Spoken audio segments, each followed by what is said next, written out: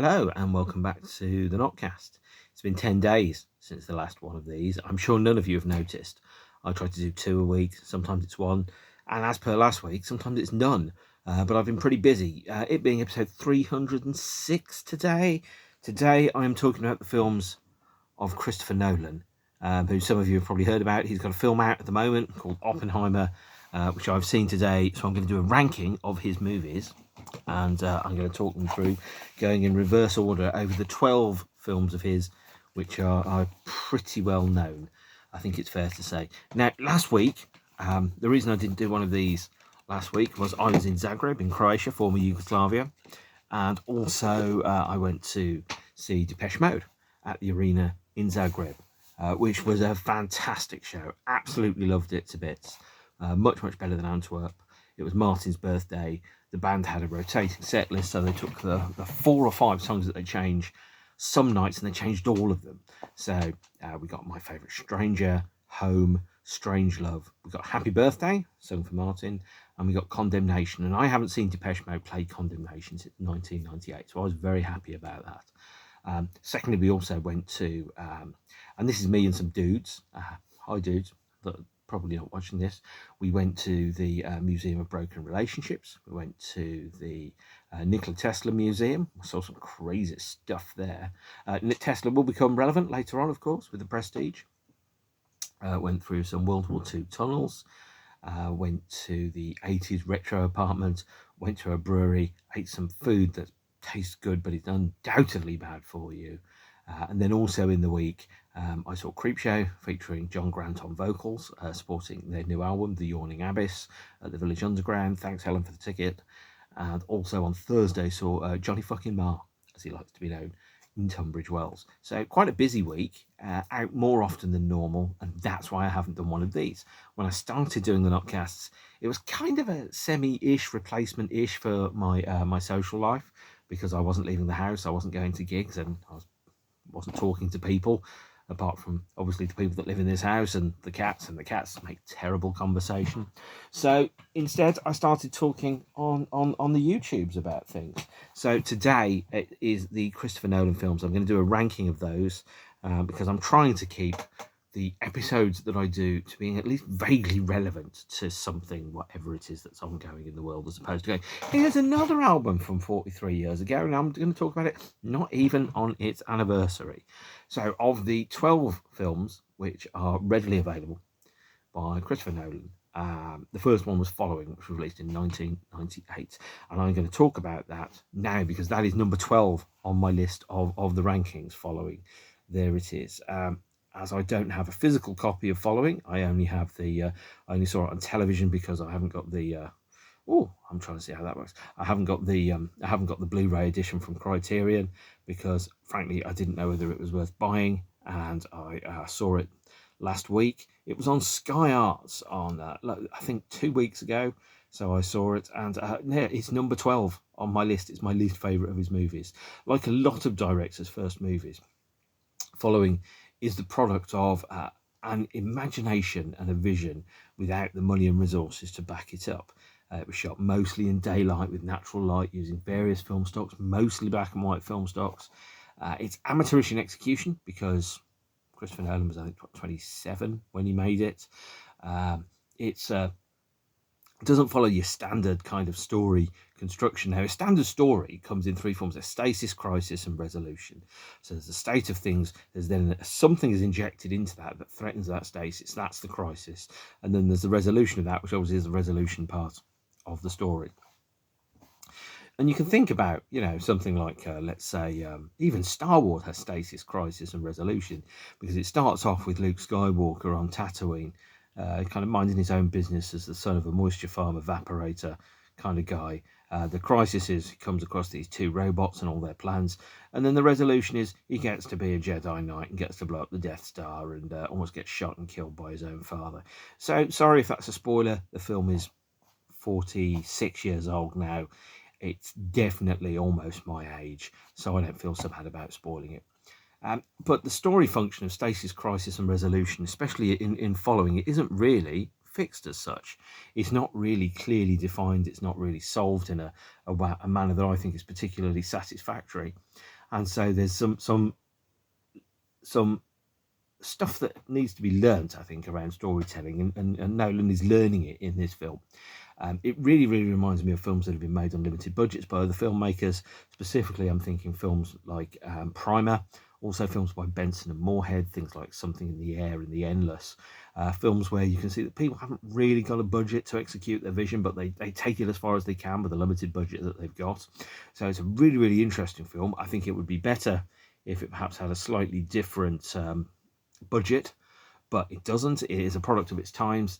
It shows the limitations of having a limited budget. What I will say about the film, lots of Nolan's trademarks already here. It's presented in a non-linear fashion. There are multiple stories. There's intersecting stories that come across. There's a feeling that it's kind of like just a snapshot or a slice of multiple things that are ongoing. And, by the way, the name Cobb for the protagonist in following is later repeated in a film that you may have heard of called Inception, which will appear later on in the list. So, over to number 11. This is the first of the ones which you're likely to have seen. So, number 11 of the films is Dunkirk. Here is the Blu-ray, because I am a fan of physical media. Can't be taken off streaming, unlike that terrible film, which I haven't seen yet, Crater, which was only on Disney for, I think, 53 days before it was removed forever. Thanks to archive.org, it's still available if you absolutely want to watch it.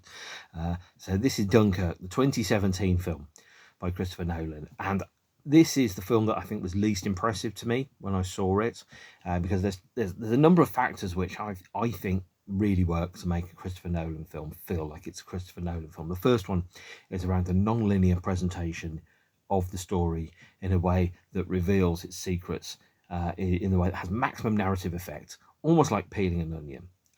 But it doesn't necessarily work that way.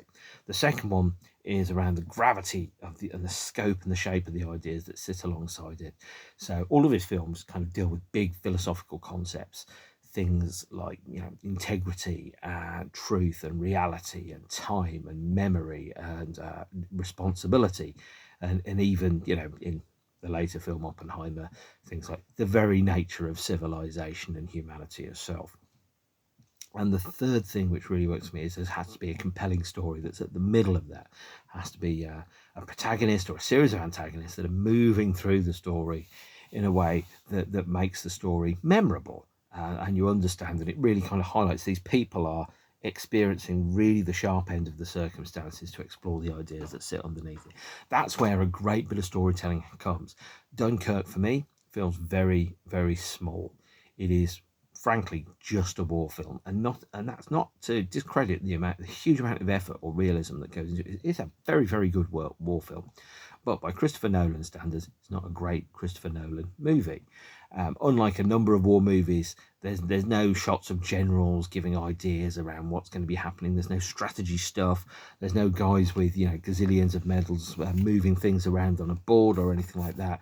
This is a film that details just the stories of three people. One trying to get out of Dunkirk, one an aeroplane pilot, and the other one, a civilian who's running a boat rescue through Dunkirk, and telling the story about how people got rescued from Dunkirk at the end of at the start of the Second World War during the British evacuation from France. Or maybe is it not Dunkirk? Maybe it's 1917. I can't remember now. My granddad fought in this war. I didn't. It's very much a film. It's very grounded, very realistic. It's very much boots on the ground, and it's very close to linear in the way in which it tells its story. Although the three different interlocking narratives are of different lengths and come to a closure at different times, so there's a sense of feeling, oh, there's going to be that's going to happen, and you kind of go, well, actually, no, the story's ended for that particular person.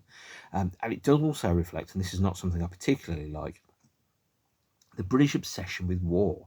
I think the Brits are really obsessed with the First and Second World War. We wouldn't be so obsessed with it had we lost. Who do you think you are kidding, Mr. Hitler?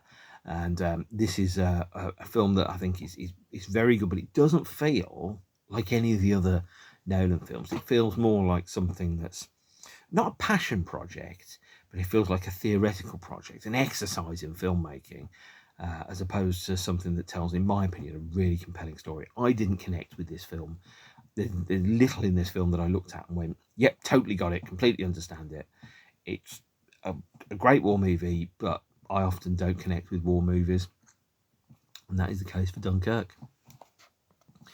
After Dunkirk, we have number 10.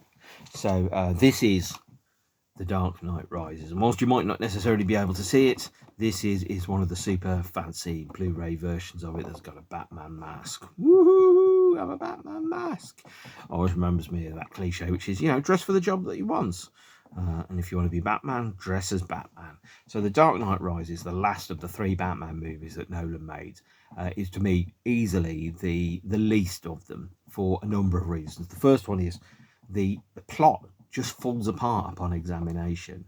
There's some fantastic set pieces in there. There's some fantastic action sequences, some really, really interesting ideas around the nature of civilization and what it is that makes a society or a city work, makes a civilization happen. But ultimately, the problem with the film is that it is shot through with more plot holes than Swiss cheese. So, for example, Batman, being the Howard Hughes of superheroes, just sits at home and grows a beard and wears pajamas and uses a cane for 8 years at the start of the movie. It's not spoilers, the film's been out for 10 years, be chill. But it doesn't make sense. He doesn't franchise Batman. He doesn't let other people be Batman. He doesn't do Batman on tour. He just sits at home and goes, well, I could be Batman. I just don't fucking care. I'm going to sit around. I'm going to order pizza. I'm going to grow my fingernails. I'm going to be the Howard Hughes of superheroes, which is completely inconsistent with all of the previous activity that we've had from a Batman character or from Master Bruce Wayne. It has a number of other areas, which is the characters in it are amateurish, and the plot relies on an idiot protagonist. So the opening scene of the film has a scene where the relevant person threatens to throw Bane out of a plane, but doesn't actually do it. Now, the bottom line is, when you're dealing with bad guys and you're going to threaten to throw them out of a plane, you better fucking throw them out of a plane. Otherwise, they're going to realise you haven't got the balls to do it, and you shouldn't be doing that job. The second part of that idiot protagonist is that the opening sequence is undone by the fact that 3 of the characters are wearing hoods. Their identities are never checked, which means they're allowed onto the plane and nobody actually knows who they are. Now, you don't have to be the sharpest tool in the shed to know if you're transporting prisoners with hoods over their heads onto a plane in a Batman movie, lift up the hoods and check that they're the guys that you think that they're going to be, because you don't know who you're going to be inviting on the plane. And if you're inviting 3 of the guys that are, the stooges of Bane, and you haven't checked, you've basically just invited 3 bad guys onto your plane and you haven't even checked. Heck, you can't even get on a train without a check about the ticket most of the time, let alone get onto a plane carrying like the biggest of the bad supervillains of the third of the Batman movies. So the character from the CIA probably should stand for Central Idiot Agency. He's a fucking idiot, and that is why the film happens. The other things that we do have is Bane, played by Tom Hardy, is largely charmless and humorless. Now, there's an approach to be said for bad guys don't have to be the most charming guys on the planet. Certainly, I've met some people that are pretty evil. They're boring and banal. And the only part of that, and that's even vaguely interesting, is how horrible they are to other people, and that's not particularly interesting. But Bane is a plot robot. He's like a meat cipher that moves through it, and he has no sense of humour, and it just doesn't work. It's a bad movie. Batman breaks his back, yet somehow 7 months later he's able to run around and do acrobatics. Not even Adriana Chechik can break her back and be doing acrobatics 7 months later, let alone anybody else like Batman. The other one that we've got is the city is under siege. It's under siege for several months, but somehow nobody's bothered to switch off the water or the Wi-Fi, the phone service, the electricity, or anything. You've got 3,000 cops that are living in tunnels in secret. They come out and their first thought isn't, well, they've evolved into moles or they've got huge beards and they've been wearing the same uniforms for 7 months and they honk and reek and smell. No, they're like, let's have a scrap. And it just is nonsensical, the whole thing. And then right at the end, they throw Robin in and you kind of go, bullshit, as Adam Booker says on Last Lake. Also, of course, you've then got the ending of the movie, and let's say that you are somebody flying a plane with a nuke on it. What options have you got, especially if you know you're not coming back from it? Do you go out to sea or do you go up into space? Well, I'll give you a short, sharp shock around that. If you're Batman, you go out into sea. You don't go up into space, which means, well, fuckity do. You have a nuke detonate over the sea. It's just sloppy thinking, unimaginative. I don't like it at all. Dark Knight Rises is not a well plotted or designed film. Everything else about it, technically pretty good, but the plot is not smart enough, and it needs a second draft or a third draft or however many drafts it needs. But it's just not very bloody good. Full stop. Right, number 9. Everything from number 9 onwards is really good, and you'll get a solid recommendation from me on all of these films from here on in. By the way, these are all very, very good. Number 9 is Memento. His second movie, made in the year 2000, starring Guy Pearce and Carrie-Anne Moss and Joe Pantoliano, or however it's pronounced. A little bit of a kind of a Matrix reunion there. This is, I think, it's a brilliant little film.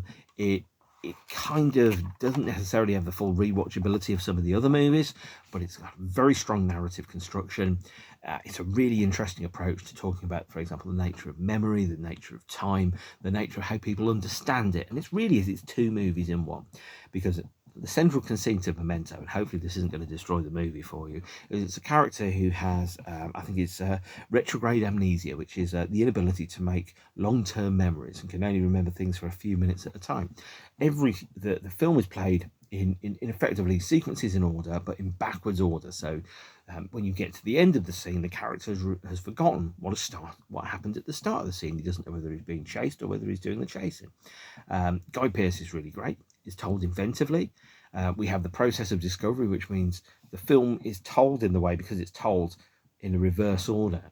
We experience the news the way that the character experiences the news, and therefore that element of novelty and that element of narrative trickery comes into it. Is super effective, and we find out what really happens at the same time as the main protagonist finds out what really happened, because his memory doesn't work.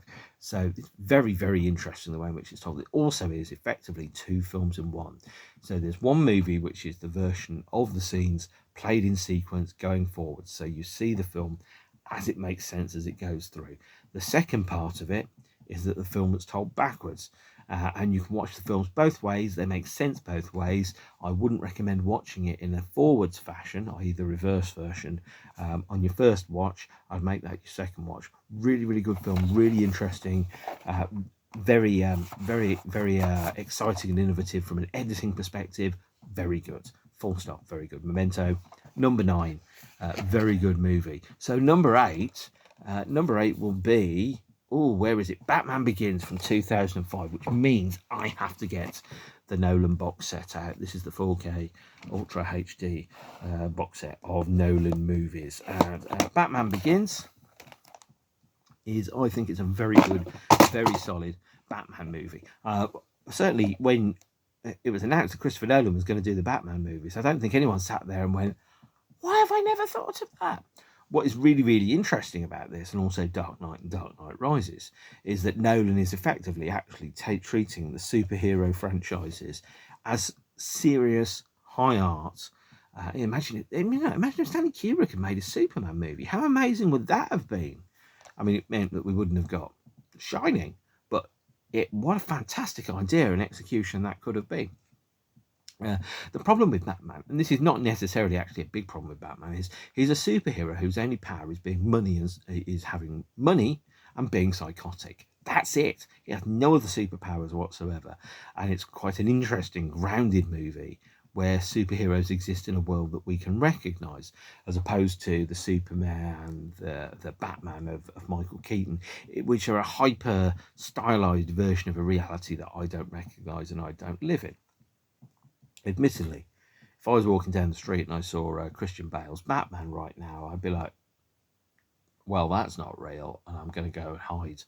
But these are recognizable, and they're set in a world that operates under the same rules and checks, balances, and consequences of cause, effect, and money as the rest of the movies which we're set in. So this is Batman in a crime movie as opposed to a Batman movie, if that makes any sense.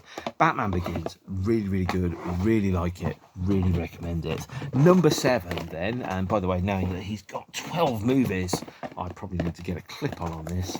Number 7 is 2014's Interstellar. There is the Blu-ray release of Interstellar with Matthew McConaughey, hey, and Michael Caine making, I think, his fifth appearance in a Christopher Nolan movie. Interstellar is, I think, it's really good. It's slightly sentimental, and sentimentality, in my opinion, is emotion that's unearned by the story that's being told. It's probably the most personal of his films, in so much as it is a heartbreaking story about the secret cost of love. The idea that when you fall in love with somebody, and whatever context that might be a partner or a child or a friend or a cat, is that there's always that knowledge that you're going to have your heart broken, or you are going to break their heart, because there's going to come a time when separation exists and separation occurs, and that's going to be very, very difficult to really understand and grasp. But that said, this film is probably a cross between 2001: A Space Odyssey and It's a Wonderful Life. It's a film about being a parent. It's a film about being a child. It's a film about passing the baton between generations for responsibility and decision making, about love and family. And again, like all of the Nolan movies, it has a weird and unusual relationship to the circle that is time. Time is never a one-dimensional arrow. It's never a straight arrow in Nolan's movies. Time is always a jagged edge made up of branches and circles that sometimes loops back on itself and sometimes falls into dead ends. Interstellar is a really good film. It has some issues around the physics of it. I don't fully buy everything that's happening, but as is said in Inception, this is a film that you have to feel and not think. And the emotional truth of it, the feeling of it in that respect, absolutely works. It's also got, I think, is it Tar, I think, is the robot, who has a sarcasm setting. I particularly like it when they set Tar's sarcasm level higher up. So that's number 7. That's Interstellar. We have at number 6, 2020's Tenet. Here is the Blu-ray with the bonus disc of Tenet. I think Tenet is a very solid, very interesting, very innovative action thriller. It has a similar approach to time that Interstellar has, and Memento, where again time is not linear and straightforward. It's got some epic set pieces. It's got a super high concept around the idea of time moving both backwards and forwards. It relies on a knowledge of some geeky, obscure bits of information which are factual. And it does feel slightly hollow, in so much as it feels more like an exercise in storytelling, with the idea of using the major action set pieces as a way of justifying the philosophical concepts that are being addressed inside Tenet. But it's still very, very good. Ultimately, the problem with Tenet is there is no sense of change. There's no sense of... The crisis stasis resolution element is effectively the resolution at the end of Tenet is actually a reset back to the beginning of the movie. It doesn't feel that there's a conclusion or a growth from the characters that are in there. And all good movies should take you on a journey and not just a circular bus route through time, action and punching. So it's a good film. It's not his best film. But what it does have, actually, it really shows Nolan's technical abilities as a confidence trickster. He shows you one thing, but it could mean another thing. But it's only when you watch it the second or the third or the fourth time that you realise you're actually seeing the same event from multiple perspectives. Some of the characters are a little thin, some of them are plot ciphers, some of them are meat robots, and it's more technical around, as a film, kind of exploring the medium and exploring the storytelling possibilities within the medium and the concept of time, than a sincere film. I think in that way it feels colder and less emotional than many of his other movies. It's a demonstration, I think, in technical mastery as opposed to strong storytelling, but it's very, very good. I really, really like it. It has plenty to recommend it. So Tenet at number 6. Number 5, and I'd like to thank Hans Zimmer, is Inception, or as it's also known, the film that inspired the very recent Aphex Twin EP cover. Inception is basically a remake of Nightmare on Elm Street 4, Dream Warriors. It's a really, again, very technically absolutely brilliant, fantastic action set pieces, complete remake in parts of On Her Majesty's Secret Service. It's the closest thing Nolan's got to a Bond film. It has a very strange and innovative concept around dreams. So, for example, Tenet attacks the very nature of time. Inception attacks the nature of dreams versus reality. And Inception is a very strong film.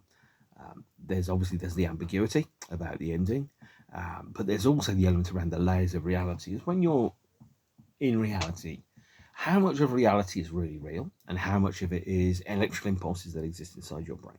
So, for example, as a human being, we can only see certain very narrow bands of colour, vision, sound, for example. We can't necessarily perceive the totality of existence. We don't have access to Douglas Adams' total perspective vortex. There are things that we can't see, so we can't see Wi-Fi, radio waves, radiation, ghosts. There are frequencies we can't hear that can be heard by dogs. Cats can see things we can't. Inception is kind of opening and lifting the lid on all of those concepts and effectively saying that is a reality that you can't exist within. And so with the dream warriors that go through Inception, and traveling through the various layers of reality, we effectively have kind of like a film that operates on about 7 different layers. There's reality, there's a first layer of dreams, a second layer of dreams, a third layer, and so on. And how far down the rabbit hole of dreams are you going to go? Well, the answer is quite deep. It's also got some very, very great, very good, very impressive set pieces. So big fan of that. Probably more interesting than some of his other ones. Now, number 4, this one some of you won't agree with, but that's okay. Number 4 is, and this is where I have to make sure I've got the right disc in front of you, it is The Dark Knight, which I don't have separately. The Dark Knight is widely regarded as one of the best superhero comic book adaptations, graphic novel kind of movies of all time. I really, really grasp it. It changed the very landscape of action and superhero movies forever. Came out the same summer as Iron Man 1. It's effectively the Godfather 2 of superhero movies, because whereas lots of people looked at it and went, well, Superman's a wanker in a cape and we can make a movie for this much and we can sell Batman cups and whatever, and bearing in mind that Joel Schumacher, the director of Batman and Robin and Batman Forever, actually apologises on the making of Batman and Robin, saying, I made a movie that ended up selling cups for Burger King. Dark Knight completely changed the landscape of the superhero genre. Somebody looked at the component parts of it and said, what if we made an epic crime movie of the scale of something like Casino, Goodfellas, Godfather, The Conversation, except one of the characters is Batman. And by most people go, well, Batman's just a guy that some days you can't get rid of a bomb, right? And like, no, this is going to be different. This puts Batman and the possibilities of superhero movies right at the top of the tail, right at the top of the tree in terms of the concept of possibilities. It's about the eternal battle between good and evil. It's a complicated, epic crime film with Heath Ledger obviously knocking it out of the park completely as the Joker. But the great thing about the Joker is it's definitive, but also it's completely unexplained. You don't have a backstory. The backstory changes with every telly. You don't need a rationale. You don't need a reason.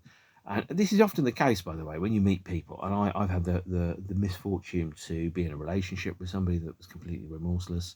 That didn't last, unsurprisingly. I have worked for at least one person who was absolutely without conscience. They're not able to explain that. That's just who they are. You know, the normal sets of rules and checks and balances are things that apply to little people, not to them, because they're playing with a completely different deck. They have a completely different approach to reality. The things that hold people back, you say, oh, I can't do that. Well, they're going, well, I can. The only thing that's stopping me is my conscience. If my conscience tells me I can do it, I can do it. And so, mercifully free from the ravages of a conscience conscience, as David Warner's devil in Time Bandits once described the character as mercifully free from the ravages of intelligence.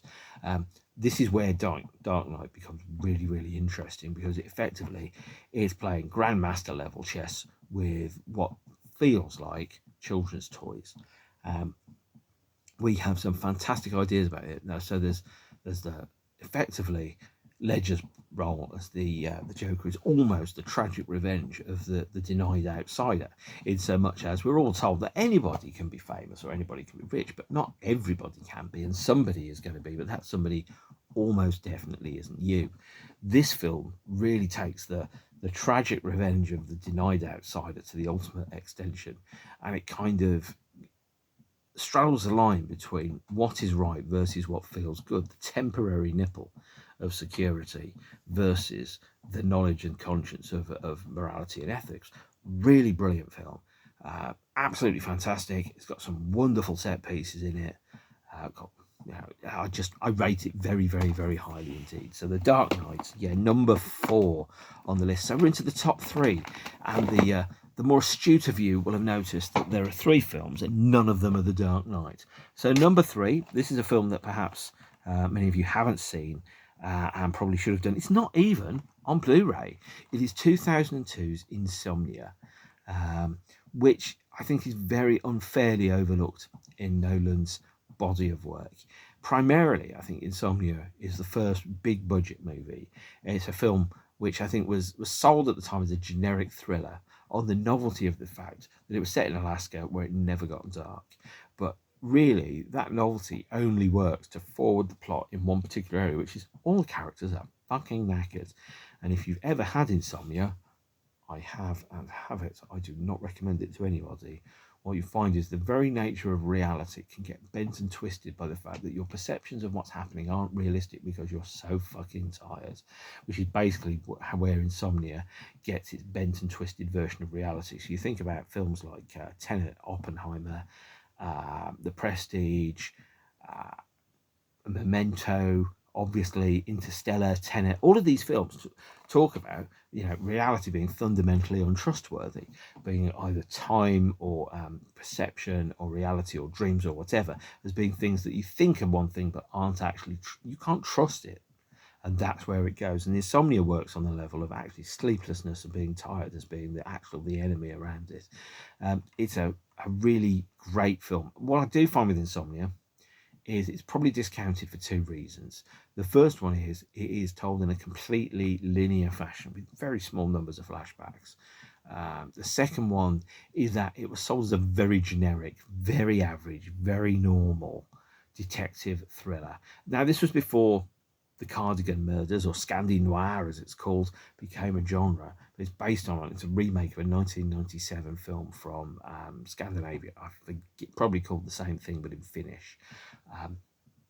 And with Insomnia, because it's the first film that he made that he hasn't really written a script before, it feels a little bit like work for hire, a little bit like Kubrick doing Spartacus, but at the same point, if he wasn't interested and attracted to the story that was being told in the film, he wouldn't have made it.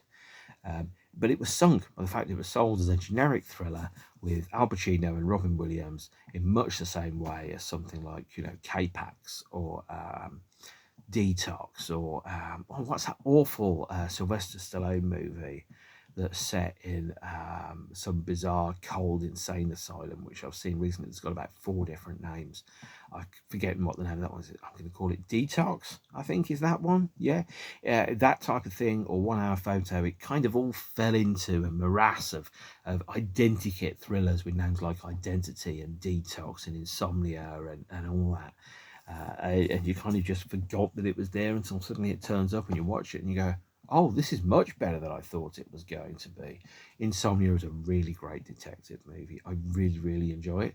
It's got some really interesting ideas around obsession and compulsion and deception. And also, by the way, Robin Williams is great in it. This and 1 Hour Photo, which he made around about the same time, are both the first major Hollywood movies by directors that went on to become something really quite important. Mark Romanek for 1 Hour Photo, and obviously Christopher Nolan for Insomnia, Really good, solid choices, plays against type, does a really great job of it. So really, really, really rate Insomnia, rate it very, very highly indeed. So number 2, so there's only 2 films left now. What's number 2 going to be? Well, what's the time, Mr. Wolf? Number 2 is going to be something that you probably have heard of, Oppenheimer. There it is on the tablet. Oppenheimer is, in my opinion, his number 2 movie. And the reason Oppenheimer is number 2 and not number 1 is because, you've guessed it, the prestige is better. But Oppenheimer is a fantastic movie around obsession and compulsion and around possibilities. So yes, it's about, and of course it follows up from the baton that's been laid by Dunkirk, the West's obsession with the Second World War, because we won the Second World War. It does kind of follow the cliche from American Sniper, which is that, oh, you made us kill you and now we're sad. Around it, but it also details with things around the power of responsibility, the power of the decisions that you make, the responsibility of those decisions. You know, the lesser of 2 evils, which is, do you drop an atomic bomb and kill hundreds of thousands of people, or do you not drop the atomic bomb and then put the end of the Second World War into ground fighting in which millions of people will likely die? For example, there's the element of, was Oppenheimer ADHD? Was he autistic? Was he, what kind of normality was he existing in? Because, I mean, obviously being a very highly qualified technical scientist with a very, very focused worldview, you can kind of go, well, that's not normal, but what is normal anyway? You know, and what's it like to have to try and live a normal life or an office environment when you're clearly somebody whose intellect operates in a very different way to lots of other people? That's where I think Oppenheimer is really fascinating, and also the ending of the film. There are 3 main stories that are being told through Oppenheimer. One is about the heist, which is effectively putting together your team and executing the plan. The other one is around his personal life, and the third one is around an inevitable betrayal. So what I think about Oppenheimer actually is the third part of it, which is really, really interesting, is where Oppenheimer realizes that his vision and his frankness and honesty has made enemies of people that were previously on his side, and those people have the ability to bring him down or to have misfortune befall upon him. I've been in that situation, obviously nowhere near the same level of visibility as Oppenheimer, but I've been very, very honest about certain things in environments where people have taken those as personal insults and then plotted bad things happening to me. So I see some parallels in this film and certain experiences I've had.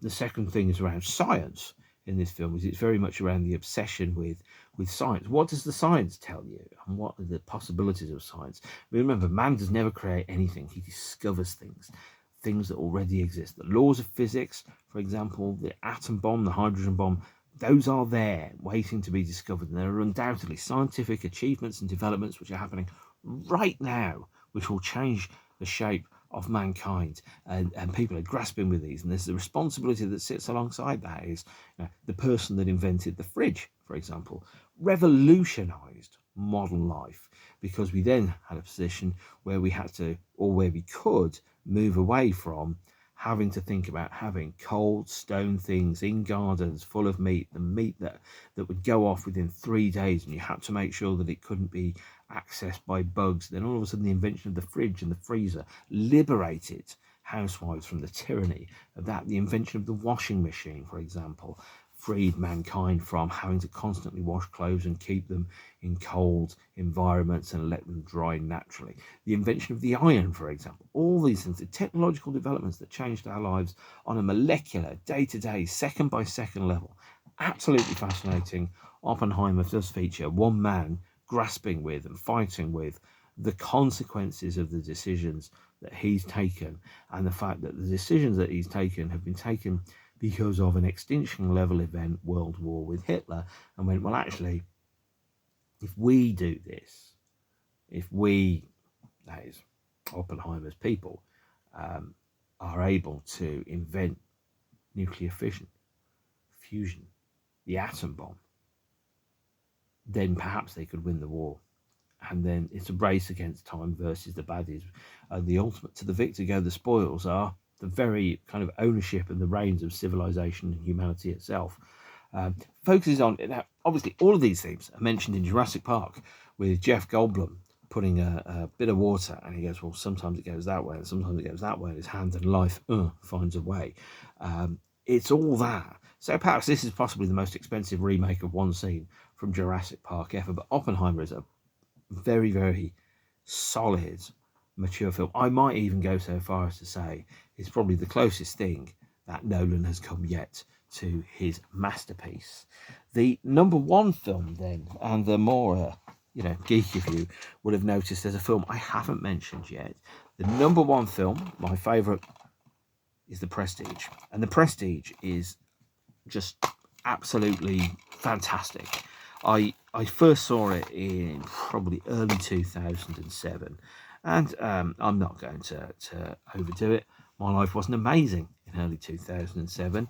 And The Prestige was a really great film that spoke to me in a very solid way about a number of things. So it's a film about pride. It's a film about obsession.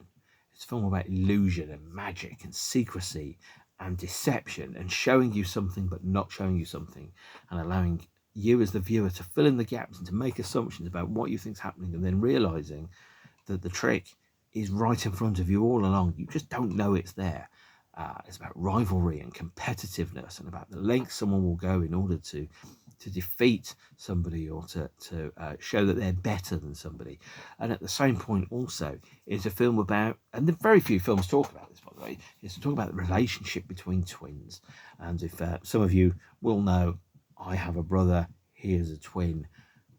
The relationship is perhaps one that very few people get to experience, the relationship with a twin, because there's a dude looks like a lady, who looks like you, talks like you, has the same accents as you, has probably the same cadence, not necessarily always the same rhythm or the same vernacular or the same language, but is very, very similar to you, to the point where people could mistake two people for being the same person, and you have to kind of carve out for yourself, out of that, a separate identity, which means that during the course of my life, I've probably had to be more vocal than I otherwise would have been, because most people can only carry a certain amount of brain power in their heads, and most people go, that's Mark, looks like Mark, talks like Mark, lives in the same house as Mark, it's Mark. I kind of go, well, actually, no, it's the other dude who lives in the same house as him, who's his brother. And people go, I can't compete with that. That's too much. I can't do it. No. And The Prestige is a film that was really, really interesting about the relationship between twins and the abilities that happen around things like impersonation and deception and illusion and ego, and about how sometimes ego is the most dangerous thing on the planet. And I was talking to somebody about this earlier on, is around how ego clouds and gets in the way of a perception of reality. There was somebody I was in a relationship with once, many, many years ago, whose ego was quite big, and couldn't conceive that they could make a mistake, because they don't make mistakes. They're not flawed in that way. We didn't end up growing old together, which is, by the way, absolutely great with me. But it was interesting to spend some time with somebody, out of the people I've been in relationships with, the person who very, very clearly had the biggest ego, and therefore had a blind spot around the ability, the fact that they could be wrong. They just couldn't conceive of the fact that they could be wrong about anything. And The Prestige is a film that's very much around ego and rivalry, competition, and illusion and obsession and compulsion, to the point where you, like, as Heath Ledger said in The Dark Knight, is that I'm like a dog chasing a car. I don't know what I'd do if I caught it. It's the same kind of thing. It's where you're driven so much by that particular desire to prove in a competitive fashion that you are better, smarter, more handsome, more successful than somebody else, is that you forget you're playing against somebody that can never be beaten, because the person that can never be beaten, the person that you're playing against, doesn't actually exist. Whereas sometimes you've got to remember what Brian Eno said, which is I throw the dart at the wall and then I draw the dartboard around where it lands, which is a very healthy way of approaching it. The Prestige is, in my opinion, absolutely fantastic. It does feature a character called Nikola Tesla. We went to the Nikola Tesla Museum on Saturday in Zagreb, or maybe Sunday, and also Nikola Tesla in the film of The Prestige is played by Sir David Bowie in an absolutely fantastic cameo. Really, really interesting. Absolutely love it to bits. This is one of my favourite films. The Prestige is my favourite of Christopher Nolan's films. I rate it highly to anybody. If you're thinking, what Christopher Nolan film should I watch that I haven't seen? I would go for The Prestige. It's just a really strong film about obsession and compulsion and competitiveness. And it is told in such a way that it all makes sense and it gets better with every viewing. See, and it's not about the winning, it's about the prestige. The prestige is the thing that talks to the ego. It's not good enough to know that you've won. It's not good enough until other people not only know that you have won, but that somebody else has lost.